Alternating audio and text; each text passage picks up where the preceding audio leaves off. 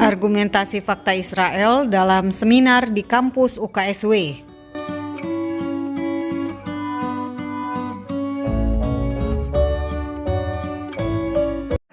Bapak menanyakan ini bagaimana dengan saudara-saudara non-Kristen menanggapi tentang ini klaim tanah perjanjian. Tuhan di Alkitab itu adalah Tuhan yang adil. Tanah buat Ishak dan Yakub keturunannya itu ada tanah perjanjian. Tapi tanah untuk Ismail pun ada.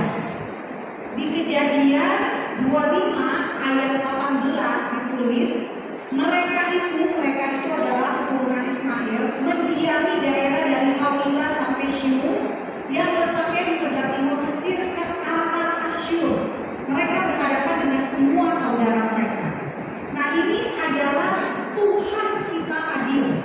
Dia memberikan tanah untuk Ishak, untuk Yakub dan keturunannya 12 suku itu sampai hari ini. Dan demikian juga Tuhan memberikan tanah untuk Ismail dan keturunannya. Anak Ismail ada berapa? Sama 12 juga.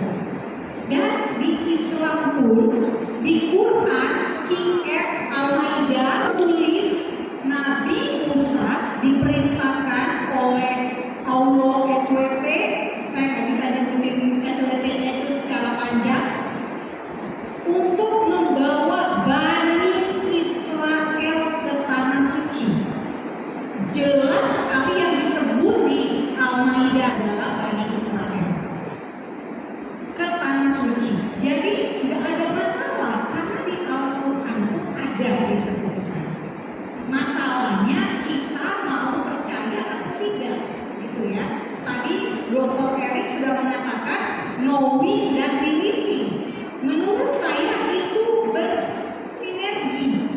Kita nggak bisa hanya sekedar percaya tanpa knowing. Demikian pula sebaliknya, nggak bisa knowing tanpa believing. Contoh yang bagus tadi adalah ketika ke dokter. Saya nggak tahu, nggak punya pengetahuan tentang kedokteran, tetapi saya percaya dokter memberikan resep, saya bisa sembuh. Saya tidak tahu tentang Alkitab. Saya tidak tahu tentang masa depan atau masa lalu sejarah. Tetapi saya percaya yang ditulis di sini benar, gitu ya. Sama seperti Pak Dokter yang saya mintakan resepnya, itu pun saya percaya firman Tuhan ini adalah kebenaran. Nah, karena itu juga saya mau menanggapi Pak Pendeta Ishak. Boleh tolong slide saya tadi, slide tentang warga Israel. Arab Israel itu memilih untuk menjadi warga negara. Jadi saya tidak anti Palestina ya, karena saya pro Israel bukan berarti saya anti Palestina.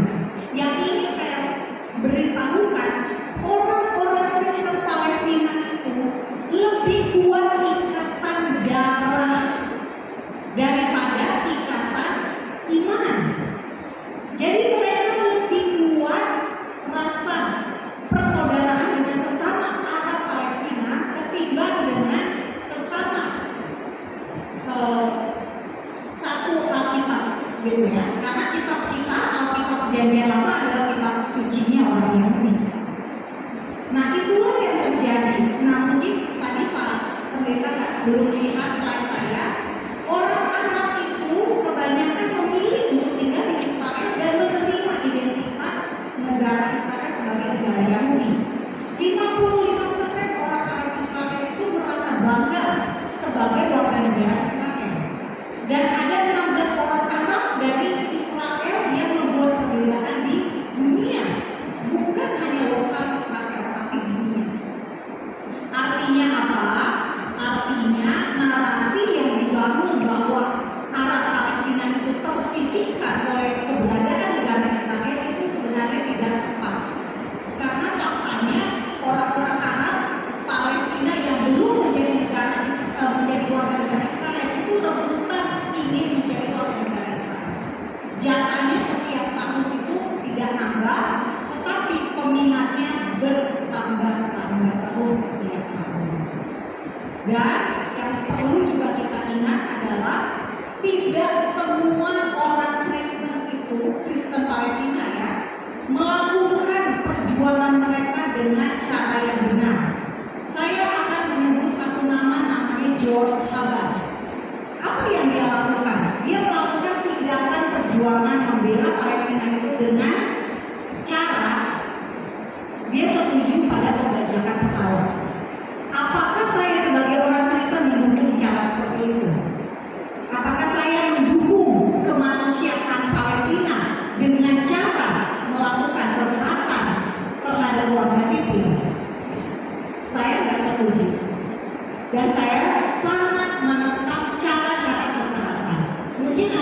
Google nanti George Abbas dan lihat apa yang dilakukan.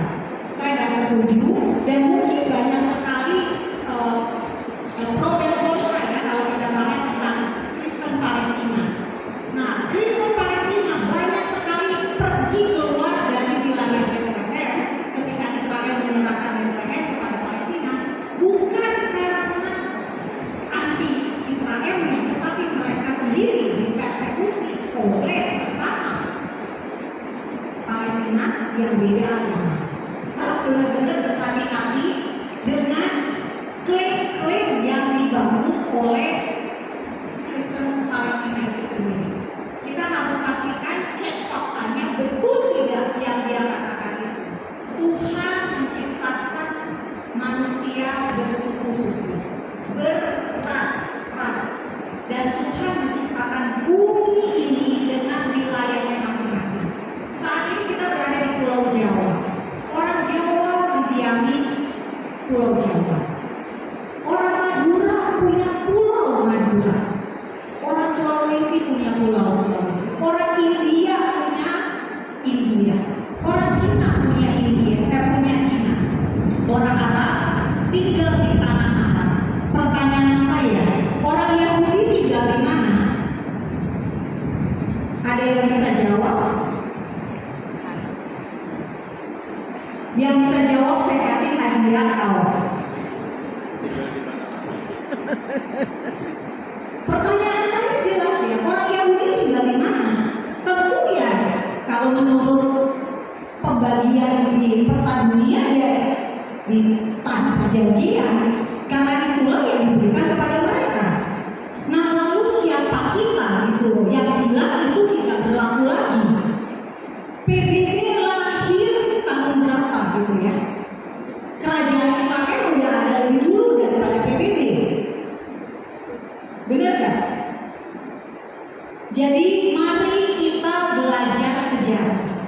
Sejarah itu bukan dimulai hanya dari tahun 1948, tapi sebelumnya juga sudah ada. Sebelum Masehi kita bisa lihat Israel sudah ada. Jadi kalau Anda semua merasa Israel ini bukan kebenaran, maka mari kita buang Alkitab kita rame-rame. Ini udah gak berlaku lagi soalnya. Ini udah basi, sudah kadaluarsa. Kenapa? Karena tanah perjanjian udah kadaluarsa. Gitu ya. Ini saya se-ekstrem itu. Jadi sekali lagi mohon maaf kalau saya sangat tegas, sangat keras dalam soal kebenaran ini, karena sekali lagi fakta Israel itu nggak bisa diutak-atik. Kita nggak bisa pelin-pelan. Kita nggak bisa saya A, saya B gitu ya, bolak-balik nggak bisa. Harus tegas, dan itulah ketegasan yang bisa saya katakan. Terima kasih untuk kesediaan. Beda pandangan soal tanah Israel antara Fakta Israel dan Dekan Teologi UKSW. Teman-teman lihat dari sana warnanya hitam. Saya lihat dari sini warnanya agak putih tulang. Kalau saya paksa teman-teman untuk lihat dari sisi saya, teman-teman sampai mati kita nggak akan ketemu karena sisinya berbeda. Begitu juga dengan Israel dan Palestina. Kalau kita berangkat dari sisi Israel, kita akan ketemu dengan Palestina. Kalau kita berangkat dari sisi Palestina, kita akan ketemu dengan Israel. Kalau kita berangkat dari kepercayaan biblikal yang punya Kristen, itu kan Hebrew Bible. Dan Hebrew Bible itu sangat Jewish-centris. Dan karena sangat Jewish-centris, kalau kita melihat itu sebagai doktrin iman, bukan doktrin politik. Karena sisinya berbeda. Antara dan saya tidak bisa memaksakan orang untuk melihat dari sisi saya. Kita harus lihat dari sisi yang berbeda. Israel punya tempat di situ, Palestina punya tempat di situ. Karena sejarah panjang kedua negara itu, kedua etnik itu, kita berusaha untuk supaya mereka hidup damai di situ dan kita hidup damai di sini. Itu yang paling penting. Karena kacamata kita dan kacamata lain berbeda. Saya tidak pernah bisa memaksakan teman-teman menganggap bahwa ini putih tulang karena yang teman-teman lihat adalah itu. Terima kasih.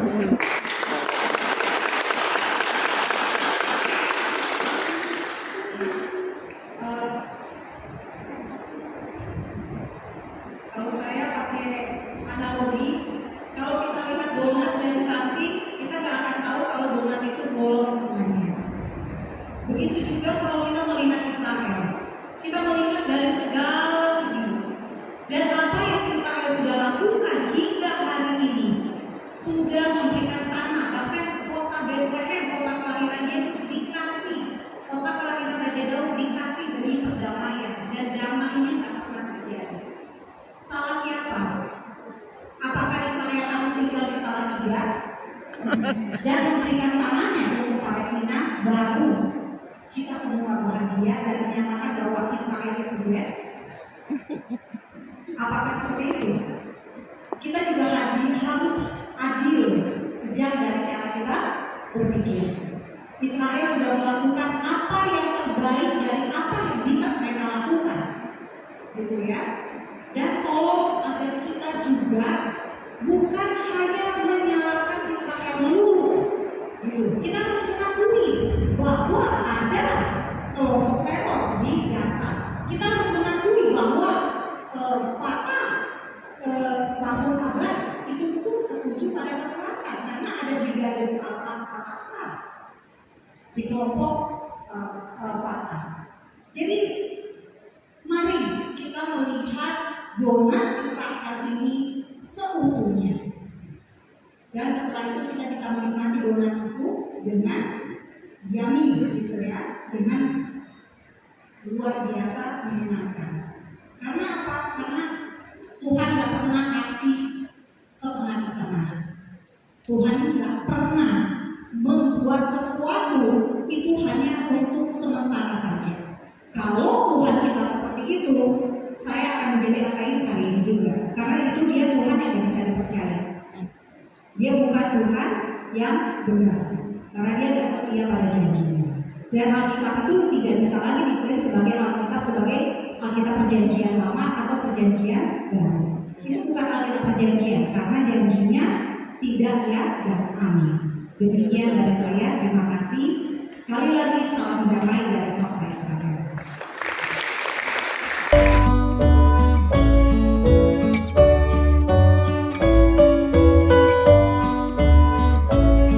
Salam damai dari Fakta Israel.